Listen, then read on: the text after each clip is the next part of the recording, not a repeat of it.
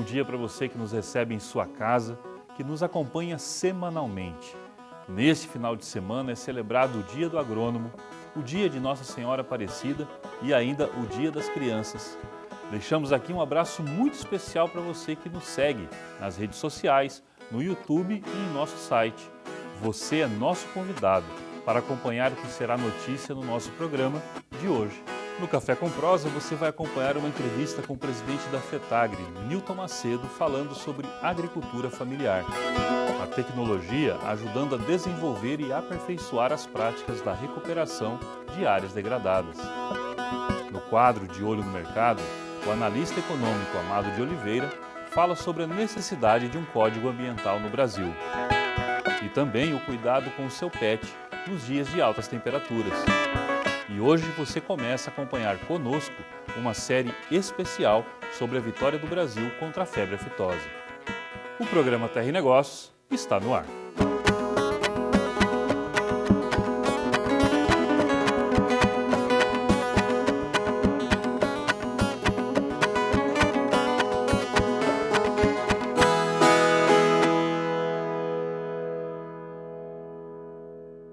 O que foi notícia você acompanha agora comigo no Giro Rural.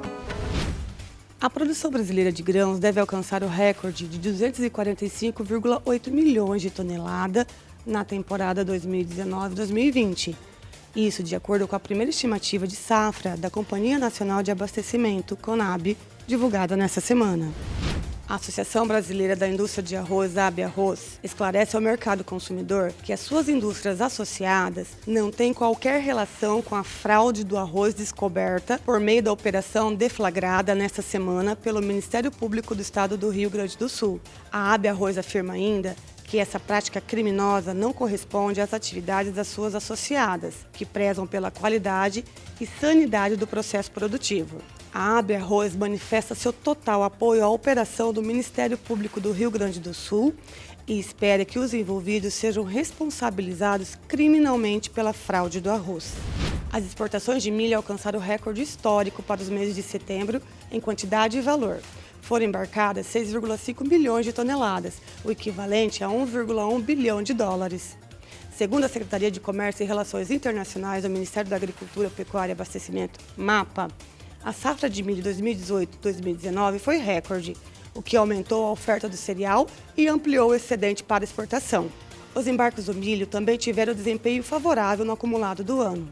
De janeiro a setembro, foram 4,98 milhões, com expansão de 130% na quantidade comercializada.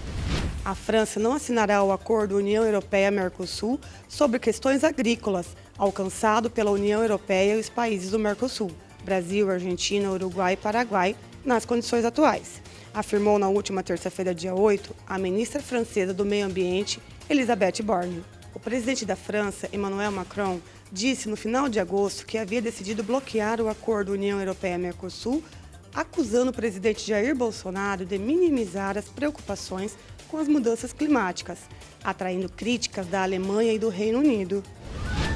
E acontece em Santa Cruz do Xingu, nos dias 18 e 19 de outubro, o Xingu Rural Show, com palestras e painéis técnicos do agronegócio.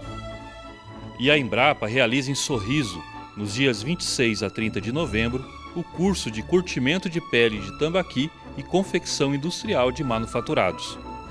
Atrelar tecnologia e desenvolvimento garantiu ao campus da UFMT em Rondonópolis o registro da sua primeira patente de um software, o Ecodados. Inicialmente, a nossa ideia era gerar uma ferramenta que ajudasse no cumprimento da legislação ambiental.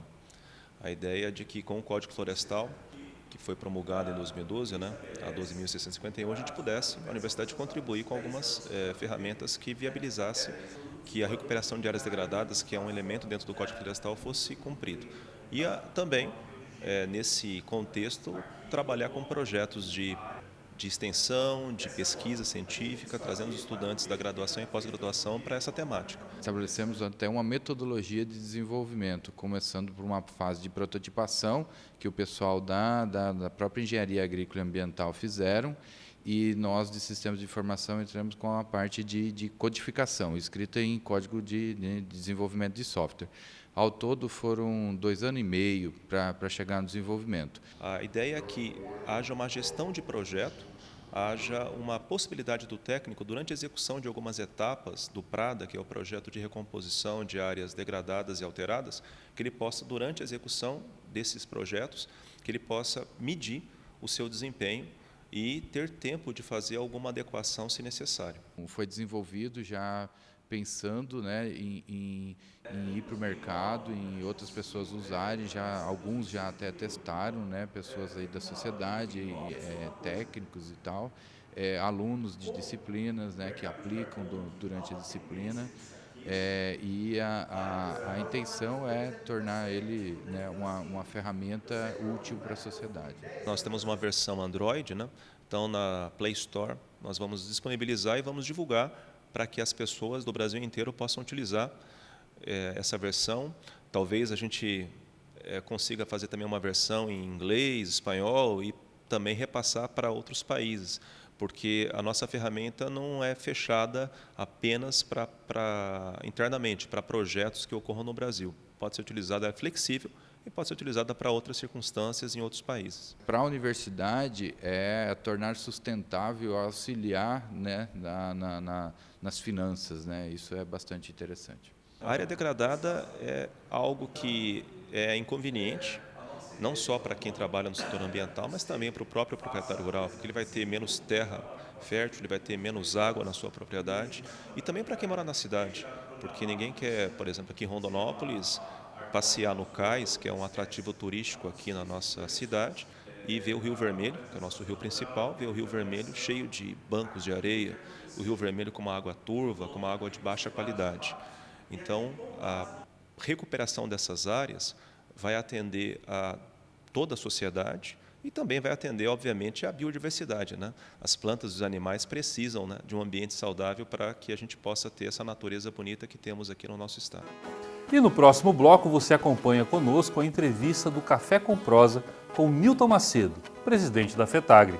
Não saia daí.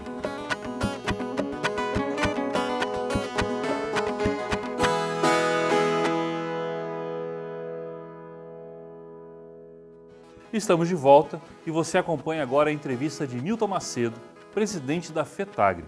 Ele vai falar sobre a agricultura familiar em Mato Grosso.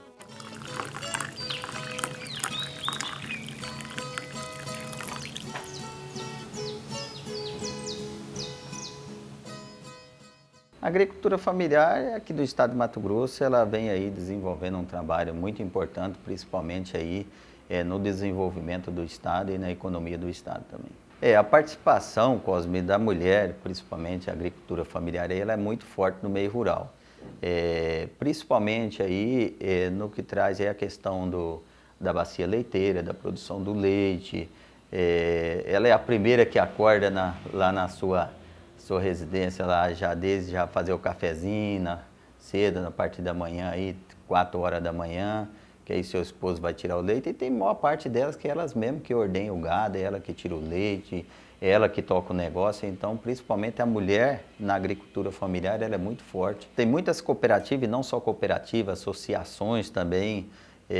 A FETAGRE hoje, nós temos 121 sindicatos filiados a nós, e dos 121 sindicatos filiados a nós, praticamente 30% também são administrados por mulheres, as mulheres que são as presidentes. Associações hoje do meio rural, praticamente mais de 50% é mulher, e cooperativa hoje, as mulheres estão avançando cada vez mais no estado de Mato Grosso aí, na administração das cooperativas e principalmente na organização da produção e a sua comercialização também. Aqui no estado de Mato Grosso a gente tem um dos pontos principais ainda, que já vem décadas e décadas, a gente tem uma ação muito forte na questão da regularização fundiária, quando traz a questão da regularização fundiária e também a regularização ambiental. Porque se você não tem uma regularização fundiária, você não tem uma regularização ambiental também. Então, é um dos grandes, principais entraves tá isso daí.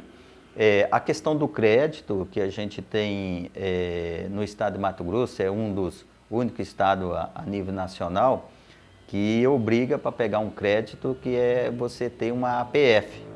Então, que é uma autorização provisória para que você possa produzir naquela determinado canto da propriedade. E para fazer uma APF você depende do cadastro ambiental rural. Ele está efetivado no sistema e ele já está definido onde é que é reserva, onde é que não é, tudo.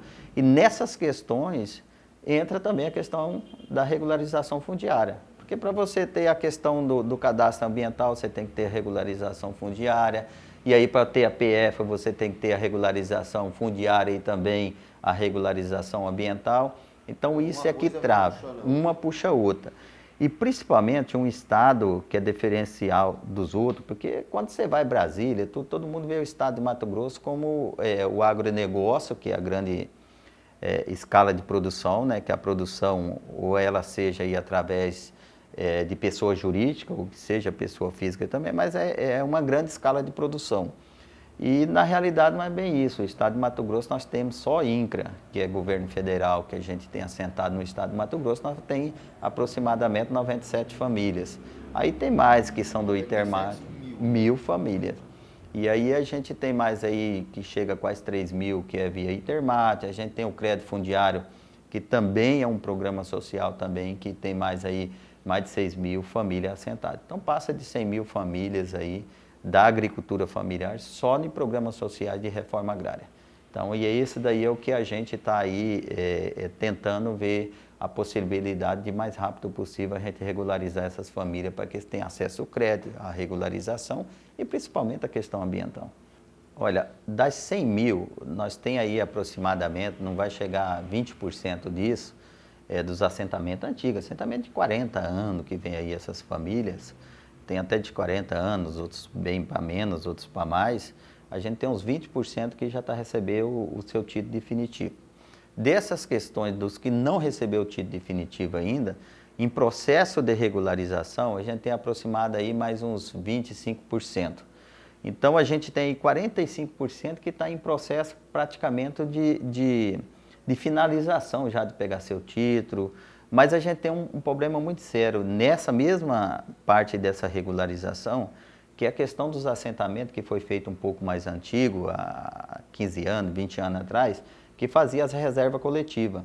E aí, quando você vai para o processo de regularização e titulação, você tem que definir nessas reservas coletivas onde que está aquela parte da reserva daquele determinado lote. E aí é onde é que a gente tem dificuldade um pouco e a gente está buscando para que resolva essa situação. Programas sociais, não só sociais também, agricultura familiar de 4 módulos abaixo, que está na Lei 11.326 de 2006, ele tem uma diferença dos outros, do que produz em grande escala. Ou aquele que tem a propriedade acima de 4 módulos fiscais. O que é a diferença? Acima de 4 módulos fiscais, você tem que ter todas as garantias. Abaixo de 4 módulos fiscais, você tem que ter as garantias, principalmente sociais, ambientais, preservação e a questão da regularização pelo órgão competente, ou que seja Estado, ou que seja a nível nacional, através do INCRA. E aí é essa dificuldade que tem, que é essa documentação que ela está com dificuldade. A gente tem um INCRA que não de hoje, mas há muito tempo se arrasta, por falta de estrutura de desenvolver esse trabalho.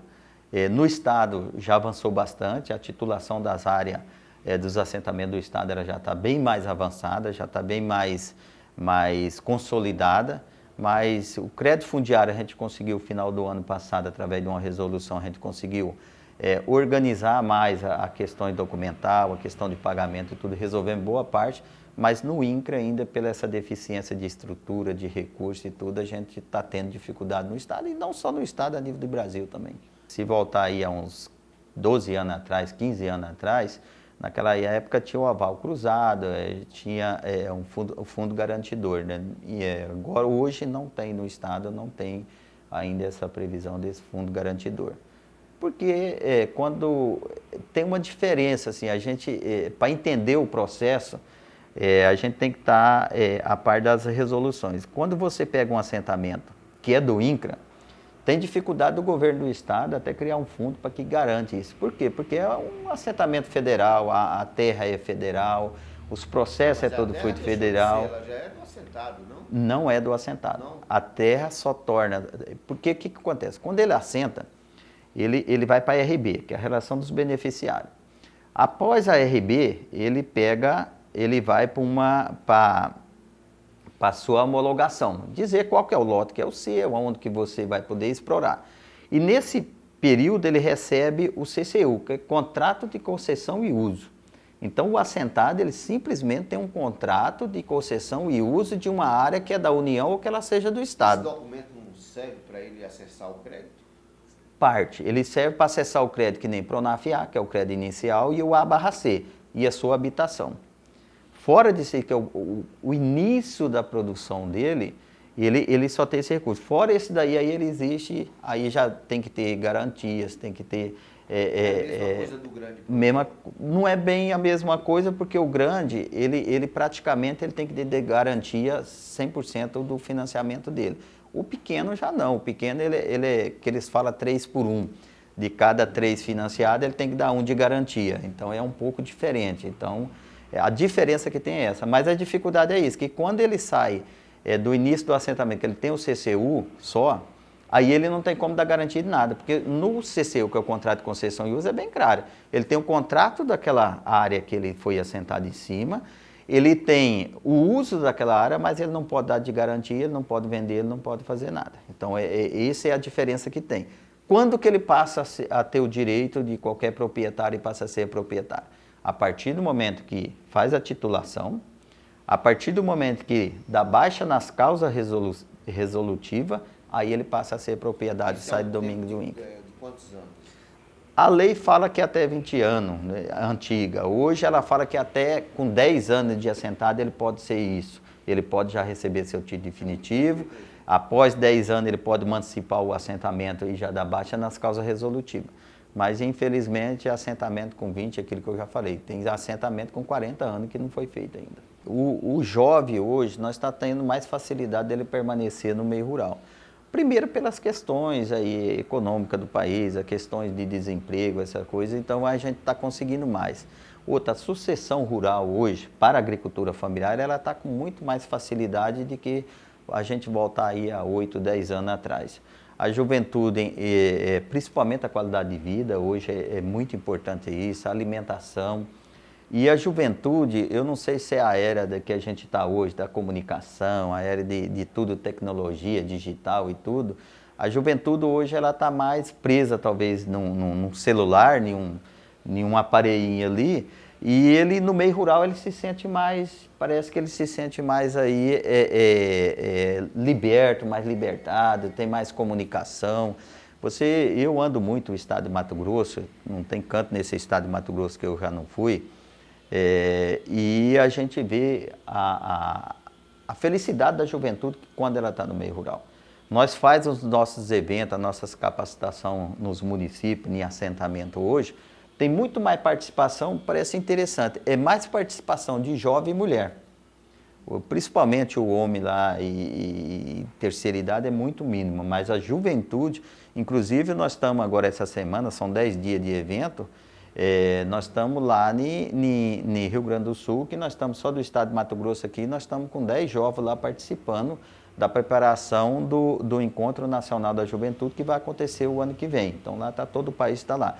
Então eles estão interessando muito. E assim, a felicidade da gente que quando você conversa com jovem, que é uma política que a gente não criou há muito tempo e nem com a mulher, porque existe política pública de jovem, de mulher, mas para acessar é meio complicado, agora já começou a deslanchar. E que quando você conversa com ele, você vê que ele entende da propriedade, mais talvez até do que o próprio pai dele. Eu acho que eu volto lá no aparelhinho, parece que ele pega lá na internet, que hoje a internet tem vários cantos nas propriedades hoje, não é tão descoberto que nem era antes, e ele pesquisa. O produto orgânico ele vai bem. O único problema da produção orgânica é que a gente não tem uma política definida dentro do estado ainda. Ele tem um mercado comercial, mas ele não tem um mercado ainda definido na questão, e aí que é valores, que ele custa um pouco mais caro tudo, que ele é vida, que ele é saúde. E isso ele ainda, infelizmente, ele está no comércio ainda, como uma produção qualquer. Uma produção que tanto faz eu se alimentar dele ou se alimentar do outro, ele ainda está mesmas questões, ainda a mesma coisa. E aí precisaria, aí, que é o que a gente está tentando buscar a alternativa dentro do Estado, é a questão de ter uma política definida, ter um incentivo do Estado para que realmente isso tenha. A produção orgânica ela não é fácil. A gente já deparou com muitas agricultor que dizia que estava produzindo orgânico, precisava da certificação. Aí você chega lá o semi-orgânico, porque o orgânico, desde a semente, ela tem que ser orgânica, os produtos têm que ser orgânicos, a propriedade tem que ser orgânica, então já começa desde aí já um pouco de dificuldade nessas questões. Mas o mercado cada vez mais está crescendo, já tem uma produção boa, principalmente a UFMT, tem as feiras orgânicas que faz uma vez por semana. Então cada vez mais o mercado está aí e a demanda cada vez é maior. Mas a gente precisa, principalmente nesses que já estão produzindo, ter um incentivo para que de fato ele tenha não só a questão da produção, o fornecimento, a alimentação saudável, mas que ele tenha renda e sustentabilidade para que ele continue com a sua produção lá também.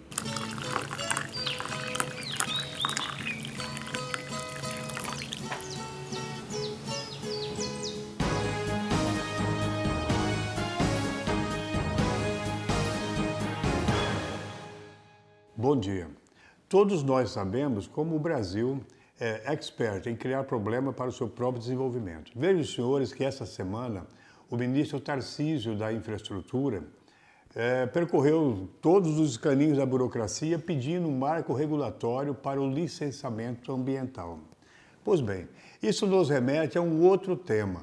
Para a agropecuária brasileira, nós recebemos, depois de 12 anos de trabalho no Congresso Nacional, um código florestal. Então, nós todos do agronegócio ficamos imaginando um código florestal muito bom. É um código que foi possível à época.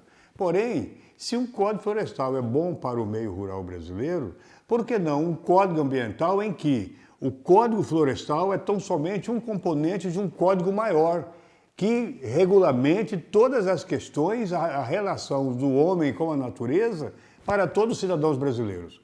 Então, com esse Código Florestal, nós teríamos resolvido, por exemplo, a questão do saneamento básico. Aqui em Cuiabá, nós vimos ser jogado no rio Cuiabá para entupir o Pantanal de cocô e xixi. Todo dia isso vai para o Pantanal, que é tido como uma joia rara da natureza e um patrimônio mundial. Lá em Belém, na Baía do Guajará, diariamente, todo o esgoto da população de Belém, 6 milhões de habitantes, são jogados naquela baía, no coração da Amazônia brasileira. Dá para aceitar isso? Será que não é coerente que, ao invés de olharmos tão somente para um segmento produtivo, nós ofertemos à população brasileira como um todo a responsabilidade sobre o meio ambiente? Afinal, o artigo 225 da Constituição Federal diz que o meio ambiente é um direito de todos e, por conseguinte, é uma obrigação de todos. Vamos pensar nisso, os parlamentos das câmaras municipais, as assembleias legislativas e o Congresso Nacional. Vamos dividir a responsabilidade de cuidar do ambiente com toda a população. Certamente nós vamos destravar a economia, porque todos nós vamos estar olhando para o mesmo rumo, para a mesma direção e ter um Brasil mais sustentável.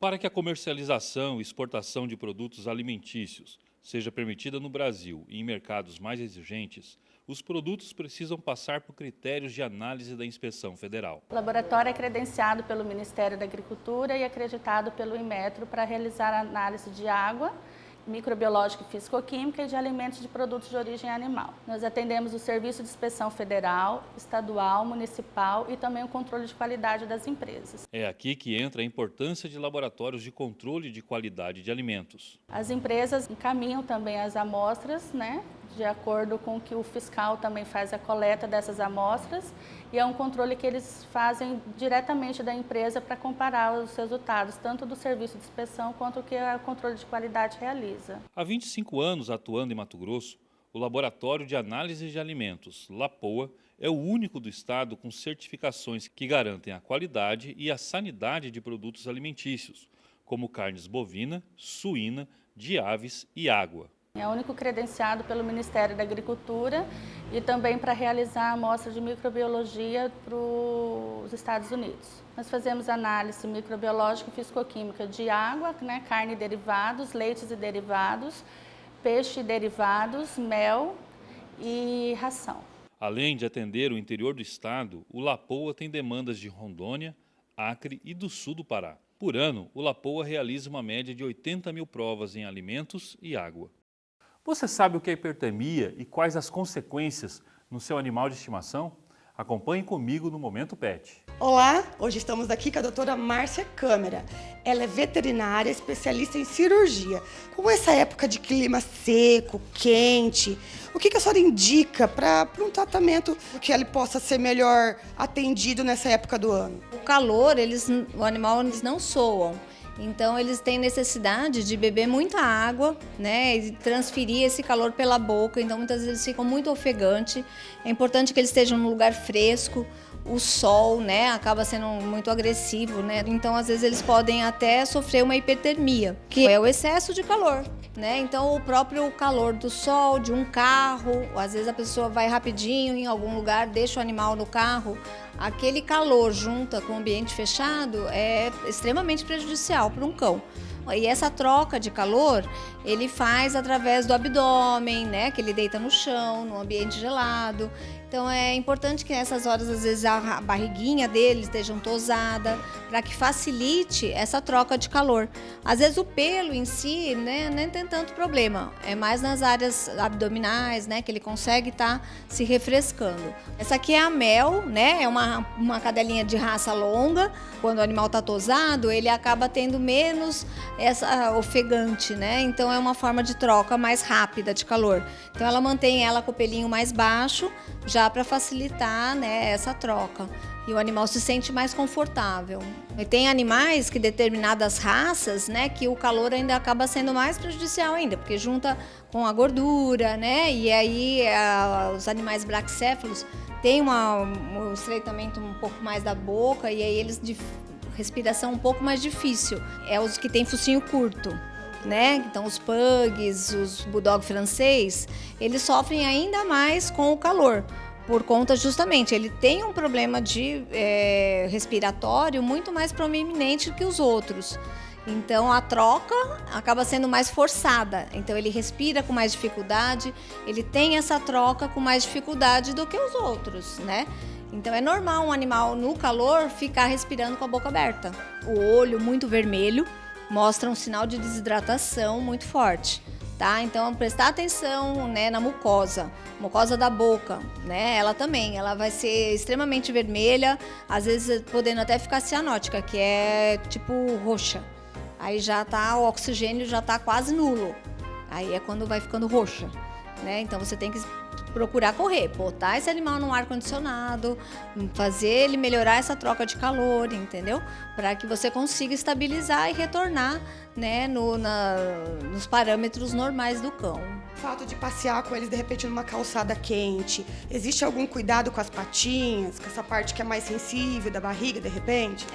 Os coxins plantar, né, é uma coisa bem importante. Normalmente, eles fogem do asfalto. É procurar andar nos horários mais frescos, andar, né, nos horários que já está o sol, né, mais fresco, e aí, de preferência, em gramas e terra, porque aí o animal consegue ter menos calor. Tá, nós falamos aqui dos cachorrinhos, né? E tem alguma dica, de repente, para um passarinho ou para um gatinho, um outro bichinho fora o cachorro? Bom, tem, né? São todos eles, o próprio, vamos falar do gato, eles são muito inteligentes, né? E eles sabem, eles têm uma autonomia maior do que o cachorro. Eles já são mais assim, se tá calor, ele não quer aquele ambiente, ele não vai, né? Ele já é mais autônomo. Então, numa casa, ele procura ficar nos ambientes mais frescos, ele vai pro quarto na hora que tá todo, né? À noite ele sai para andar, né? Quer dizer, então o gato ele tem um comportamento mais fácil, assim, porque ele sabe o que ele pode e o que não pode. O pássaro, é perigoso, porque hoje em dia a gente tem muito animal pet e aí exatamente as pessoas não se preocupam com o calor, com o local que o animal tá, e pode ser realmente muito prejudicial para ele, né? Então a melhor pessoa que sabe que se tá bem ou não é o próprio dono, e não adianta ele ficar esperando para ver o que vai acontecer, porque pode ser tarde. Então é importante a pessoa não vacilar, né? Ir logo, resolve logo o problema. Pode não ser nada, que é muito bom quando a gente chega e orienta a pessoa, não, isso aqui não é nada, ou às vezes já o animal está entrando numa crise, né? E poder estar acudindo antes.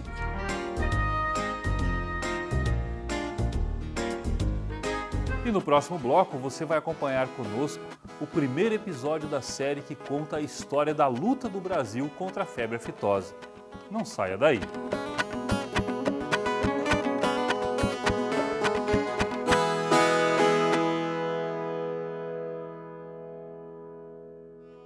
E a Famato lançou esta semana a aceleradora de startups AgriHub. O Sistema Famato apresentou o conceito do primeiro hub de inovação de Mato Grosso, o AgriHub Space. O projeto tem o propósito de conectar empresas, produtores rurais, startups e o ecossistema agrícola de inovação. Fazem parte desse hub empresas parceiras e fazendas alfas. À frente da operação estão os parceiros do Sistema Famato e LM Ventures. O presidente da Famato, Normando Corral, conta da sua expectativa enquanto produtor rural e presidente da instituição que representa os produtores rurais de Mato Grosso. Nós temos que estar junto à tecnologia, porque nós sabemos que através dela que vem o desenvolvimento. Então, nós achamos que trazendo isso aqui para cá, estando abrigado aqui na Famato, com todo esse pessoal que também está preocupado com isso aí, é a forma da gente não só não ficar para trás, mas tentar andar à frente. O espaço físico e digital de 400 metros quadrados, que está instalado no edifício da Famato, deve ser inaugurado em dezembro deste ano e funcionará como uma incubadora de startups e um ponto de conexão. O local conta com salas de reunião, salas para parceiros, salas flex e mini auditório. Nós vamos selecionar algumas que vão ficar aqui e ter uma duração para que fique aqui, para que elas tenham um ambiente adequado e sejam próximos àqueles que fazem a produção agrícola, para que possam gerar cada vez mais tecnologia para o desenvolvimento. Além do espaço físico, o Hub contará com profissionais que darão suporte às empresas parceiras, provedores de tecnologias e às startups incubadas. Isso é uma coisa que vem sendo feita desde 2016. Eu cito, como citei ali atrás, que já foi feito pela gestão anterior, que a Famato era presidida pelo Rui Prado, e eu tive e tenho o prazer e a honra de dar continuidade, porque esse é um projeto que não tem volta, e na verdade é esse aí que nós precisamos para que a gente continue fazendo cada vez mais e melhor. Para as startups, o AgriHub Space vai oferecer um programa de 9 meses sem custos de participação. De acordo com Magnus Arantes, o AgriHub Space provavelmente será o maior hub de inovação em agro do Brasil. É uma oportunidade de desenvolvimento de tecnologia e solução de problemas e geração de negócios. Eu acho que isso que é o principal motivo. É um espaço onde vai ser desenvolvido e aplicado tecnologias para a solução de problemas para melhorar o agro como um todo. O AgriHub Space divulgará ainda na primeira quinzena de outubro uma chamada para as startups interessadas. Devem ser selecionadas de 8 a 15 startups para este primeiro ciclo de 9 meses. A gente começa com 15 startups que vão ser apresentadas no dia... A gente está soltando a chamada agora, vamos fazer a seleção e vamos apresentar os selecionados dia 4 de dezembro. A gente conhece bastante, hoje a nossa empresa a gente tem mapeado mais de 700 startups no Brasil e a gente já conversou com alguns, tem muita gente muito interessada. A partir de hoje você acompanha conosco uma série produzida pela Lobato Filmes, com apoio do Fundo Estadual de Sanidade Animal, da Famato e do Panafitose. A série retrata os últimos 25 anos de luta do Brasil contra a febre aftosa.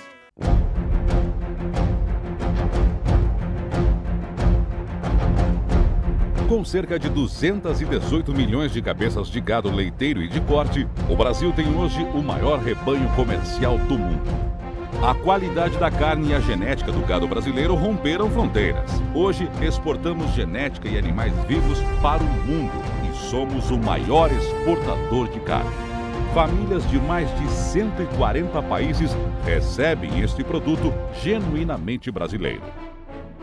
O gado chegou ao Brasil junto com os portugueses e desempenhou papel central no desenvolvimento da cultura e da economia do país, bem como na consolidação do território nacional.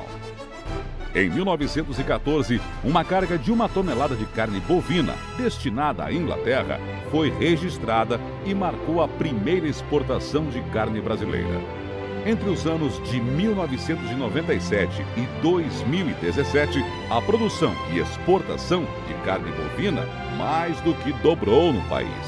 Na produção de leite, o país ocupa a 7ª posição no ranking mundial. A produção da carne e do leite se consolidou como um importantíssimo pilar da economia brasileira. Mas esta condição foi resultado de intenso trabalho e da interação de setores estratégicos da cadeia produtiva. Até o início dos anos 90, os produtores brasileiros de gado enfrentavam um inimigo histórico e praticamente imbatível: a febre aftosa. O vírus causador da febre aftosa, altamente contagioso, teve sua primeira ocorrência no país registrada em 1895. Ele afeta animais de cascos fendidos, principalmente bovinos, búfalos, suínos, caprinos e ovinos. Os reflexos na economia são devastadores.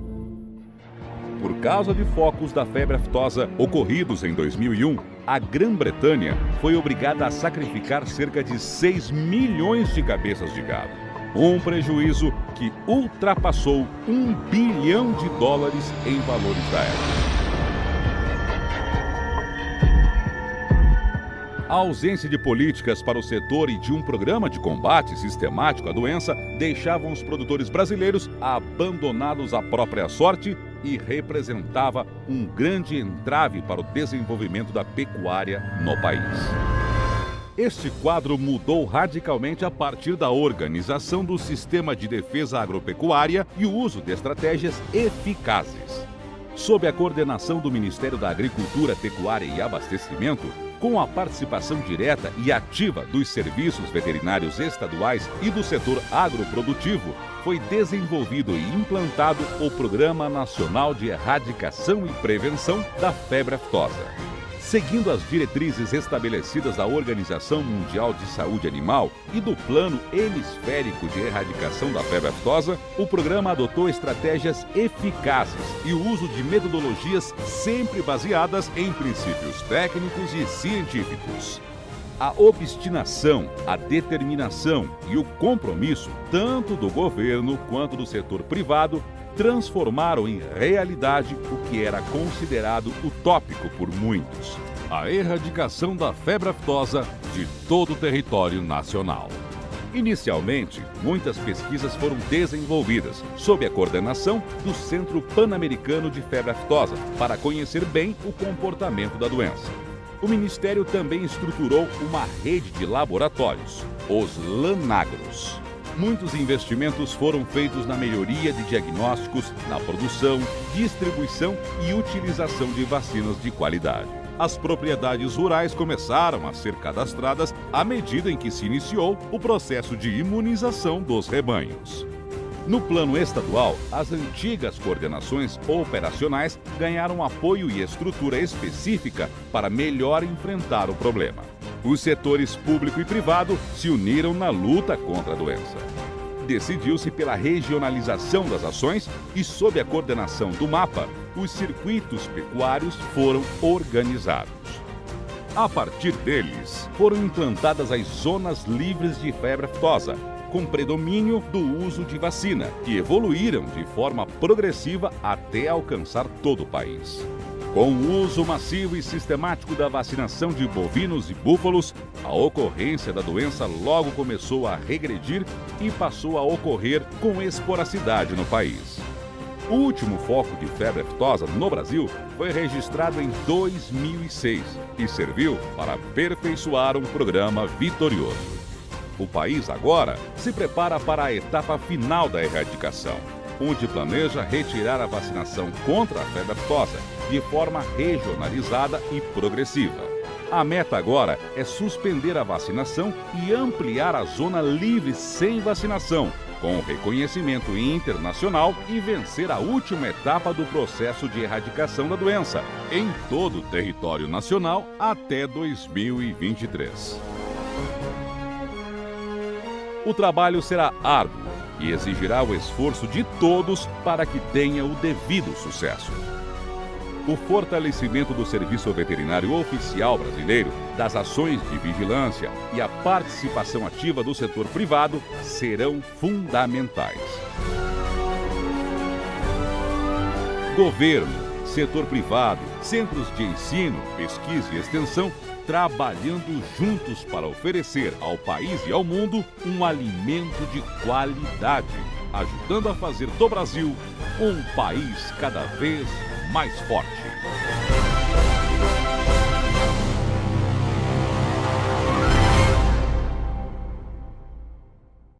O Terra e Negócios fica por aqui. Muito obrigado pela sua audiência. Esperamos vocês no próximo sábado, 6h45, aqui na TV Cidade Verde. Acompanhe também o nosso programa pelo YouTube ou pelo nosso site www.terrenegócios.com. Envie também os seus comentários, suas sugestões para o nosso WhatsApp 65 98105 5327. Até a semana que vem.